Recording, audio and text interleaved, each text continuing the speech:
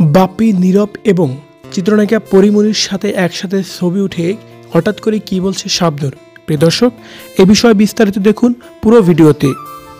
চিত্রনায়িকা শাবনূর অনেক বছর পর এফডিসিতে গিয়েছিলেন, তা আবার গতকালকে নির্বাচন উপলক্ষে।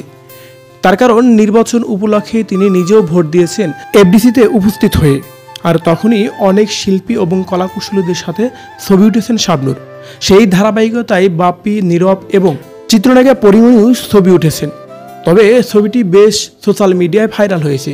তাই তো শাবনূরও তার ফেসবুক পেজে এই পিকচারটি আপলোড দিয়ে ক্যাপশনে লিখেছেন, বাপ্পি, নীরব, পরীর সাথে যখন শাবনূর থাকে। তবে ছবিটিতে দেখা যাচ্ছে শাবনূর বেশ উচ্ছ্বাসিত এবং পরীমনি সবাই অনেক বেশি খুশি। তার কারণ শাবনূরকে অনেক বছর পর তারা একসাথে পেয়েছে, যার কারণেই সবাই অনেক আনন্দ উৎফুল্লভাবে সময় কাটিয়েছেন। তবে বিভিন্ন ভিডিওতে শাবনূরকেও দেখা যাচ্ছিল বেশ হাসি খুশিভাবেই যেন সময় কাটাচ্ছেন তিনি। সো ভিউয়ার্স, অনেক বছর পর শাবনূরকে এফডিসিতে দেখে আপনার কেমন লেগেছে? মনে হচ্ছে আবারও যেন নতুন করে এফডিসি জাঁকজমকভাবে ভরে উঠেছে। অবশ্যই শাবনূরের এই এন্ট্রি নিয়ে যদি আপনার কোনো মতামত থেকে থাকে কমেন্ট করে জানিয়ে দিন কমেন্ট বক্সে।